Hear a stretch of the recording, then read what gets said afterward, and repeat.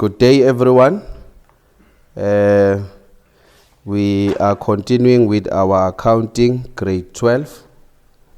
Today's lesson is based on the accounting paper which was written in November 2020.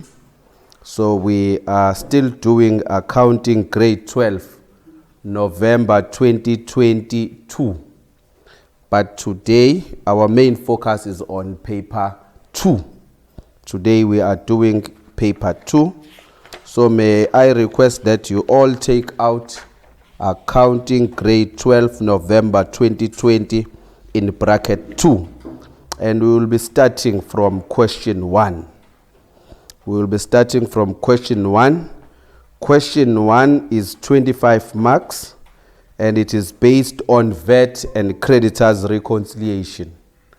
VAT and Creditors Reconciliation. That's 1.1. 1.1 is based on VAT, and then 1.2 is Creditors Reconciliation. VAT, it is value added tax. It is VAT that is charged, it is tax that is charged on the supply of goods and services. But I want to also emphasize to you, students, that VAT is not charged in all goods. There are some goods which are exempted from VAT, which are VAT exempted items. Some are zero rated and others are standard rated. So those that are standard rated, VAT is charged at 15%. And not all businesses charges VAT. Only the VAT vendors are allowed to charge VAT. So this question is based on VAT, and we know that if the price, for the price excluding VAT, price excluding VAT is equal to 100%. Price excluding VAT is 100%, and then VAT in South Africa is currently charged at 15%. So VAT is 15%, and therefore price including VAT,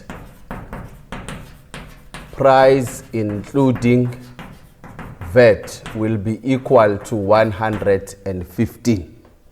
So price excluding VAT is 100%, VAT is 15, and price excluding VAT is 115. So let us look at the question that is here, which is question 1.1. 1.1.1, it says, calculate the figures indicated by A to D in the table below. And there is information given in the question paper here. The table has got the price excluding VAT, the including VAT, and the VAT amount. So the first transaction there, which is A that we need to calculate, we are given the price excluding VAT, and we are also given the price including VAT. And our task is just to calculate VAT.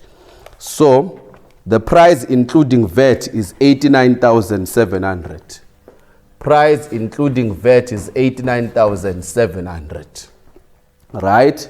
And the price excluding VAT is 78,000 minus 78,000. Because we want to calculate a VAT amount. So the price excluding VAT is 78,000 and the price including VAT is 89,700. So 89,700 minus 78,000. 89,700 minus 78,000 equals to 11,700. So our VAT amount is 11,700. But there are so many alternatives that you could have used to calculate this VAT amount of 11,700. For example, if we can do the other alternatives here, if you can take the 89,700, which is price including VAT, and then you want to calculate VAT. Remember, VAT is 15, so you multiply by 15 and you divide by the percentage of the amount given. The amount given is 89,700 and it includes VAT. So the percentage of the amount including VAT is 15. So 89,700 multiply by 15 over 115 will give you 11,700. Will give you 11,700.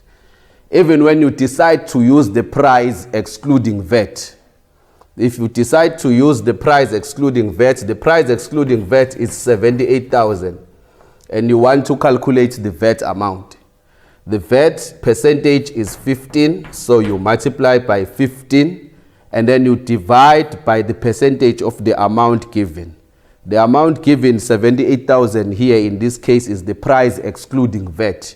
And the price excluding VAT is 100%. So it will be 15 over 100. So 78,000 multiplied by 15 over 100 will give you again 11,700. So these are other alternatives that you could have used to calculate the 11,700 VAT. But if you take the amount including VAT minus the amount excluding VAT, you are also getting the correct amount of 11,700 for VAT. That is line A. That is where we are required. And line B, we are required again to calculate the VAT amount and the amount given. This is the discount received from suppliers, and the amount that is given there is excluding VAT of 12,400. So there is 12,400 excluding VAT, and we need to use that amount to calculate VAT amount. 12,400 is excluding VAT. If we want to calculate VAT, the percentage of VAT is 15, so you multiply by the percentage of what you want, and then you divide by the percentage of the amount given. The amount given is excluding VAT, and the price excluding VAT, I've already explained it, that it is 100%. So it will be 15 over 100. So if it is 12,400 price excluding VAT and you want to calculate VAT, it will then be 12,400 multiplied by 15 over 100, which equals to, before, if VAT used to be 14%, and I remember at one stage, I think the minister at that time was Malusi Kigaba. He adjusted VAT and he moved it a little bit up from 14% to 15%. So then 12,400 multiplied by 15 over 100. 12,400 multiplied by 15 over 100, then the VAT amount equals to 1,860. The VAT amount equals to 1,860, which is B.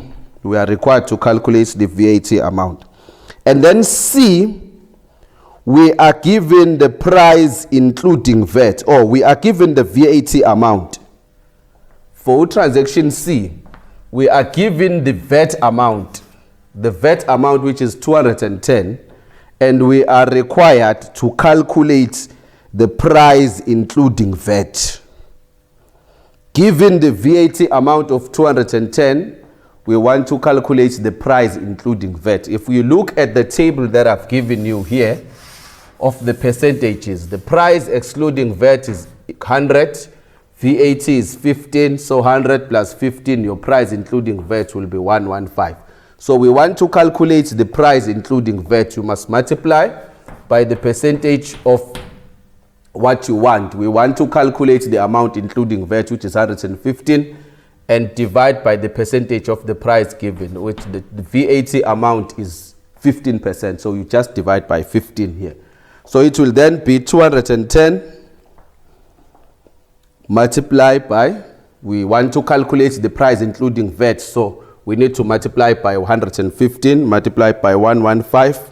We are given the VAT amount, so we need to divide by the percentage of the VAT amount, which is 15. So it will be 210 multiplied by 115 over 15, and the correct answer will be 1,610. Price including VAT is 1,610. Right, let us then go and check D. We are also required to calculate D. And what is it that is required with D? We want to calculate the VAT amount, having been given the price including VAT. The price including VAT that we are given is 158,700. We are given the price including VAT of 158,700, and we are told that this includes sales for 9,200, which should have been sold at zero rate. So if there is 9,200 which is zero rated here, wherein that we need to take that 9,200 out, because if it is zero rated, it means VAT is not charged on those items. So this includes the sales of 9,000 which should have been sold at zero rate. So let's take out 9,200. That's 9,200 equals to 158,700 minus 9,200. We are taking out the zero rated items, because the zero rated items VAT is charged at 0%. There is no VAT is charged at 0%. So it's 158,700 minus 9,200, which equals to 149,500. 149,500. 158,700 minus 9,200. 158,700 minus 9,200 equals to 149,500. And then we want to calculate VAT. We have taken out the zero rated items. So then this amount is that is given is price including VAT.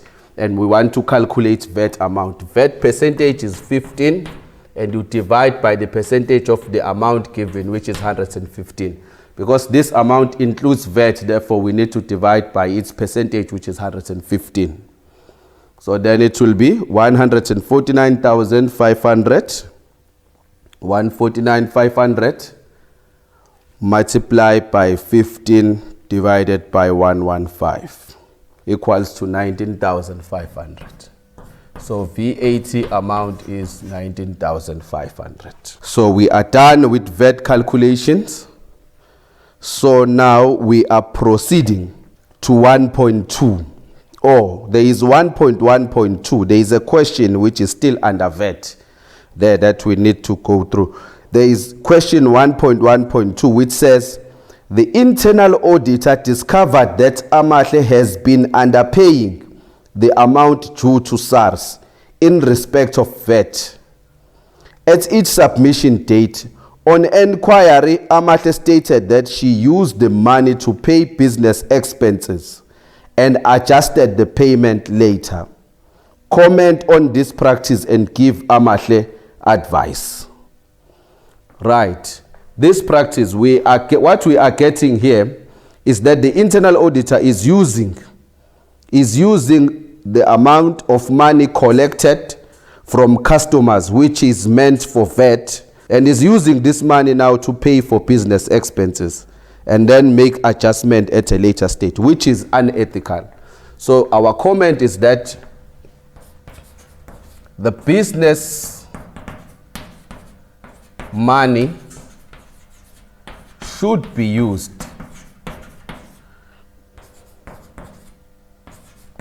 to pay for business expenses.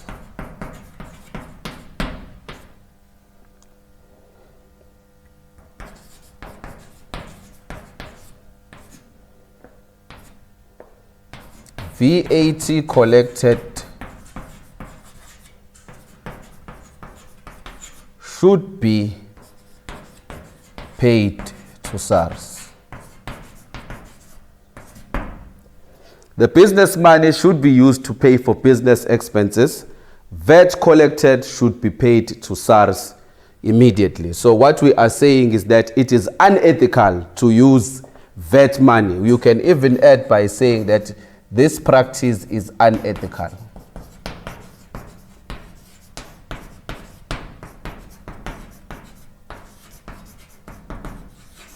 It is unethical. This practice is unethical, and the business may be fined for that. It is unethical for the business to use money for VAT to pay for its expenses. So the business has to ensure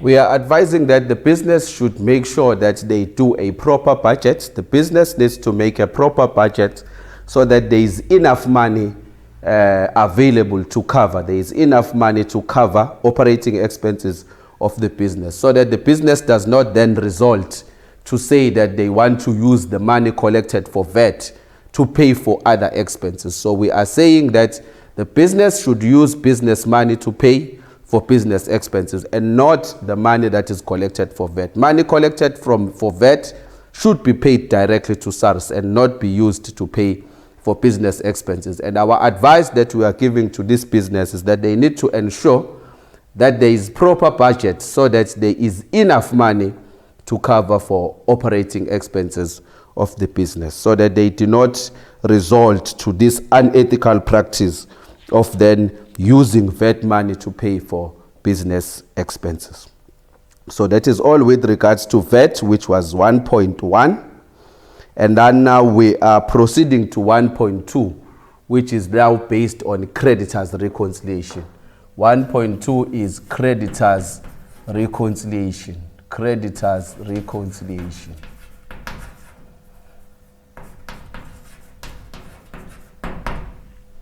Creditors reconciliation. So we have the creditors reconciliation here. Remember, the creditors are the businesses that are owed by the business. That is where we buy our stock on credit.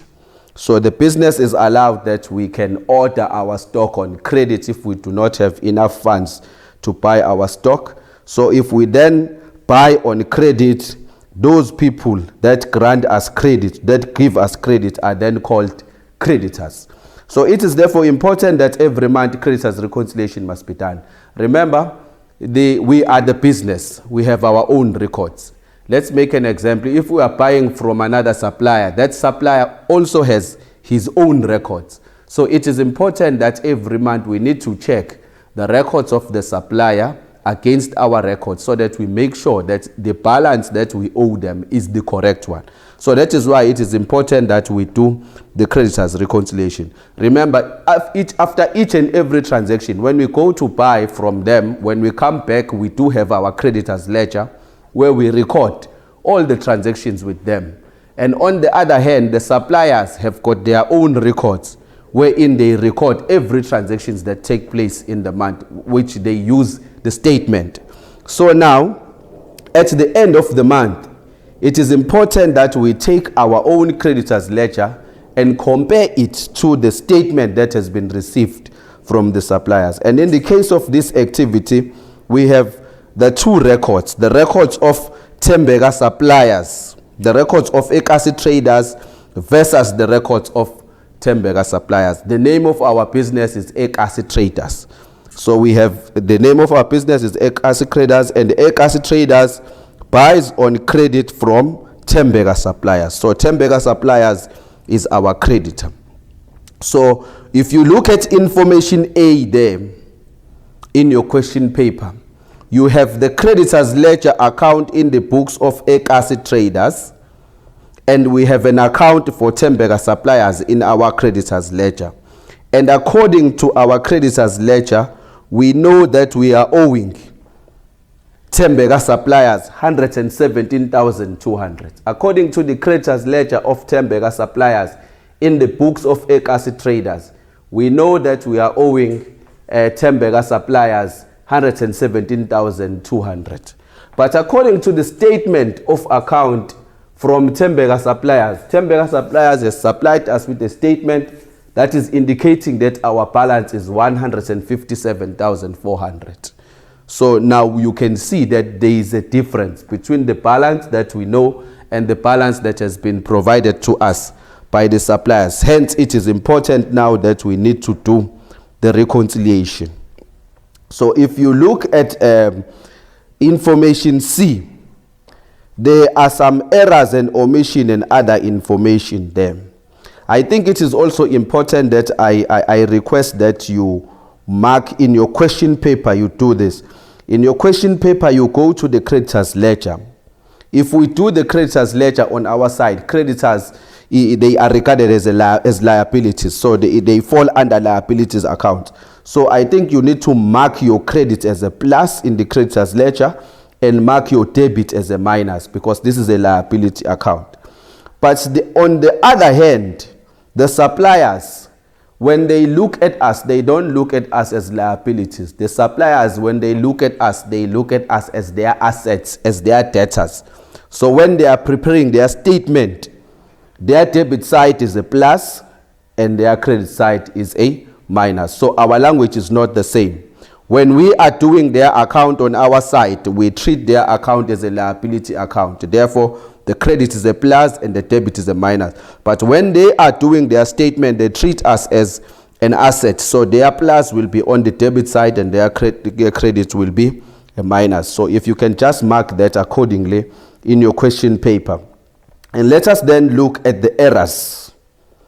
The errors, omissions, and other information. A, invoice 289 was incorrectly reflected in the account of Tembega suppliers in the creditors ledger. It was incorrectly reflected in the account of Tembega suppliers in the creditors ledger. These goods were purchased from Tami suppliers. So these goods were not supposed to be recorded in the account of Tembega suppliers because they were purchased from Tami suppliers. Then we need to go to the creditors ledger in information A there and check for invoice 289. Let's go there and check for invoice 289. Invoice 289 is there on the 18th in the creditors ledger, and it amounts to 49,100. Invoice 289 is 49,100. So because it does not belong to Tembega suppliers, it belongs to Tami suppliers, we need to take it out there. So in our creditors ledger, we need to subtract 49,100. So we are now subtracting 49,100. Right? B, the second transaction, which is transaction B. Credit note 791 was recorded incorrectly on the statement of account. This relates to the correct entry for debit note 702 in the creditors ledger. So credit note 791 was recorded incorrectly on the statement. Let's go and check for credit note 791. Credit note 791 is 13,100 in the statement. And we are told that this was recorded incorrectly. And this transaction further states that this transaction relates to the correct entry for the debit note 702 in the creditors ledger. So if you go to our creditors ledger, which is information A, debit note 702 is 10,300. So, and 10,300 is the correct amount. So let's then calculate the difference. The incorrect amount is 13,100. That's the incorrect amount. Minus the correct amount of 10,300. Minus 10,300. So there is a difference of 2,800. So there is a difference of 2,800. We said 13,100 minus the correct amount of 10,000. The correct amount is 10,300. Minus 10,300, which then gives us the difference of 2,800. So there is a difference of 2,800. And remember, the debit notes and the credit notes are for the returns. It means in the statement of account of Tembega suppliers, we returned goods, or we were given an allowance of 10,300, but they incorrectly recorded it as 13,100. They subtracted. There is an extra 2,800 that was subtracted incorrectly, because they should have subtracted 10,300 when we gave those returns, but they subtracted 13,100. So therefore, we need to add it back. We need to add back the 2,800, because the credit notes, the effects of the credit notes is a minus. So if you subtract 13,100 instead of 10,300. It means you have subtracted more. Therefore, you need to add it back, the amount that you have subtracted, which is extra, and that is 2,800. And in this case, we have a plus 2,800 in the statement. Right, we are proceeding to transaction C under the errors, omissions, and other information. Invoice 395 on the statement of account was for goods ordered by Ekasi Traders. Invoice 395 on the statement of account was for goods ordered by Ekasi Traders. If you go there, there is invoice 395 of 12,500 in the statement of account. And this transaction is indeed confirming that these goods were ordered by us, this 12,500. But if you look at our records in the creditors ledger, the 12,500 is not reflected there. So it means we have not recorded this invoice 395 of 12,500. So what do we then need to do? In our creditors ledger, we need to add 12,500. 12,500, which is invoice 395. Because the 12,500 only appears in the statement. Remember, for these two books to reconcile, for the ledger and the statement to reconcile, everything that is in the statement must also be in the ledger. Everything that is in the ledger must also be in the statement. Because what we want to do is that when we get here to the totals must be the same. If the totals are the same here, it will then mean that our reconciliation has been done successfully. Because at the beginning, the totals are not the same. According to us, we know that we are owing Tembeka Suppliers 117,200. But according to Tembeka Suppliers, he's giving us a statement with a balance of 157,400. So that is why we are now doing this reconciliation. And by the time we get here, we want to get the same total so that we know that our job has been done successfully. Let us then proceed to information D, transaction D. Tembeka Suppliers also purchase goods on credit from Ekasi Traders. Ekasi Traders has transferred a debit balance from the debtors ledger, Journal Voucher 585. Tembeka Suppliers will include this on the next statement. If you look at the creditors ledger, there is a Journal Voucher of 585 for 6,400. And it's on the debit side of the creditors ledger, which is a minus. So there is a minus 6,400 in the creditors ledger, and therefore the statement should also have a minus 6,400. So here in the statement, we need to subtract 6,400. Whatever appears in the statement must also be in the ledger. Whatever is in the ledger, it must also be in the statement so that we make sure that the two totals are the same. So that is transaction D, where it was appearing only in the creditors ledger, and we have now recorded it in the statement. In the creditors ledger, it is on the debit side, which is indicating a minus, and therefore even in the statement it should be a minus. Transaction E. The transaction on the 24th of April 2021 is for merchandise returned to Tembeka Suppliers.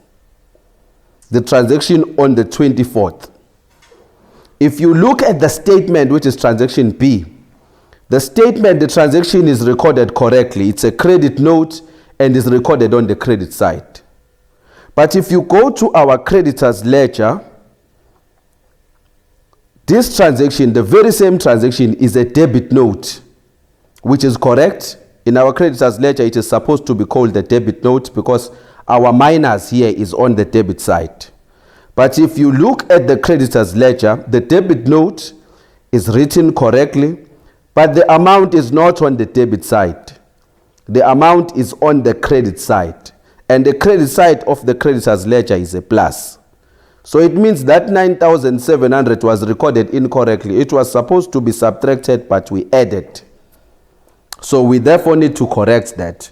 The 9,700 was supposed to have been subtracted, but it was added by mistake. So it's like when a person is owing, let me just give you just small amounts. Let's say a person is owing you 100 rand. and this person pays you 50 rands. Pays you back 50 rand. Your balance will then be, the correct balance will then be 50 rand. Because this person has paid 50 rand. And let's say now, this person is paying you 50 rand, and by mistake, you do not subtract here. You just add by mistake, and then the balance goes up to 150. When the correct balance is supposed to be 50 rand. When now you have to correct this, then it will mean that you will have to subtract 50 rands twice for you to get to the correct amount of 50 rand. Because if you only subtract it once, the first one is cancelling the wrong transaction, and the second one, it is when you are now doing the correct thing. So that is why if you say 150 minus 50, if you can only subtract it once, the balance will go back to 100. But that is why it is important that you need to subtract it twice so that you get to the correct balance. This is what happened here. So here you have the 9,700, which was supposed to have been subtracted, but it was added. So to correct this in the creditors ledger, you need to subtract 9,700 twice. And it's correct, but if you can just say 9,000 in your calculator, 9,700 multiplied by 2, and then you write just one amount here. I think 9,700 multiplied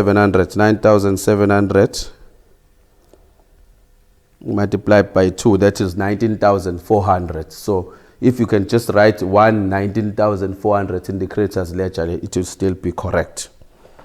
But we want to show the two 9,700s to understand. The first minus 9,700 is correcting the plus 700, 9,700. And then the second one, it is when you are now doing the correct thing. Right, transaction F. Transaction F, it tells us that the statement of account reflects transactions up to 25 April 2021. It reflects transactions up to 25 April 2021. The statement ends on the 25th of April, whilst the ledger ends on the 31st. So let's go and check for a transaction which is missing in the statement. There is that transaction on the 25th for 6,400, which was missing in the statement, and we have already recorded that 6,400. And now there is another transaction on the 31st, which is in the creditors ledger, but is not appearing on the statement. So that was check and discount, which is 92,600. Therefore, it needs to be included here in the statement. So there is a 92,000 minus 92, because we want everything that is in the ledger to also appear in the statement. So we have minus 92,600. How do we know that it is a minus? It is recorded on the debit side in the creditors ledger, and the debit side of the creditors ledger is a minus. So whatever happens in the creditors ledger, it should be the same thing that will happen in the statement of account. So we have minus 92,600. Right. So now we are in the final stage of this reconciliation. We want now to check if the two totals will be the same. If the two totals are the same, then it will mean that our reconciliation has been done successfully. So we will start by calculating the creditors ledger side. So the opening balance was 117,200 minus 49,100 plus 12,500 minus 9,700 minus 9,700.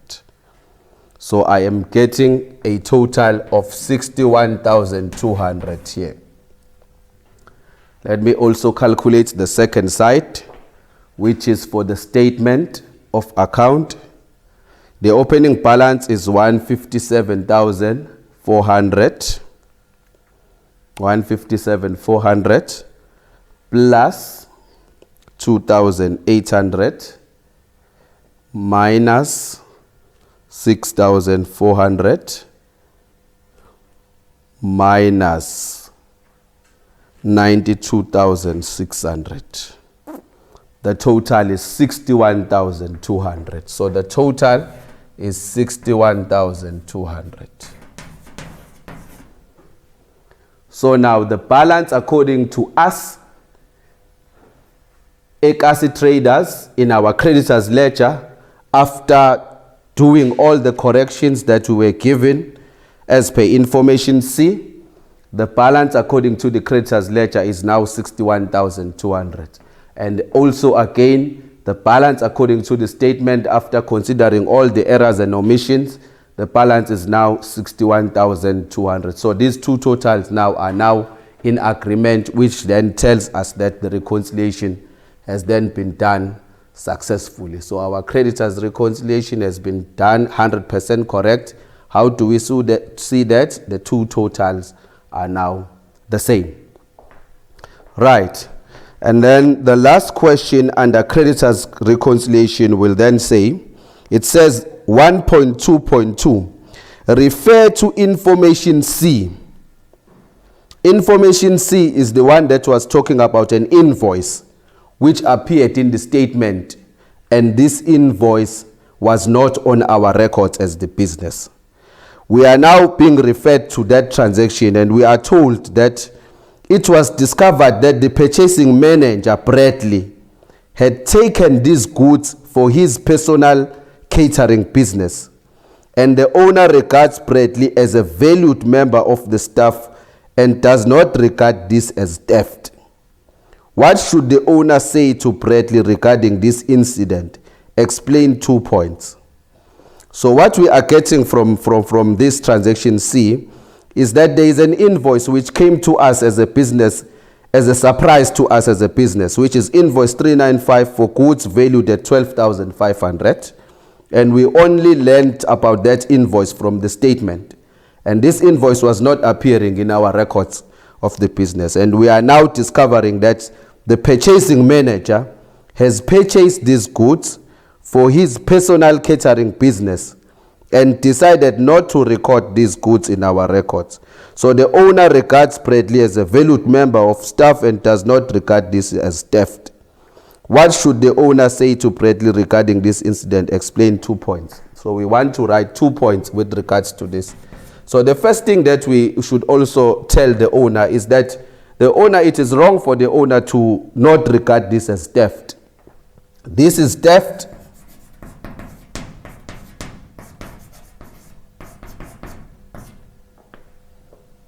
Bradley is misusing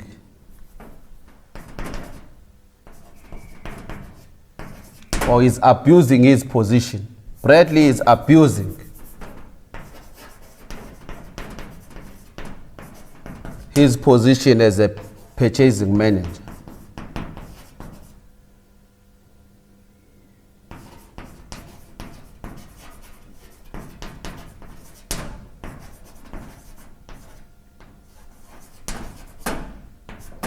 And what is it that we are recommending is disciplinary hearing.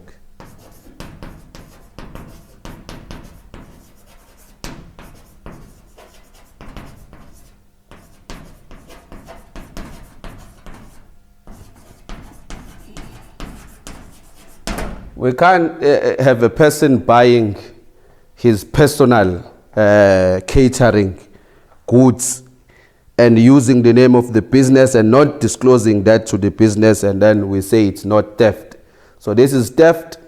Bradley is abusing his position as a purchasing manager, so disciplinary hearing should be conducted. And then maybe the second point will be money to be recovered.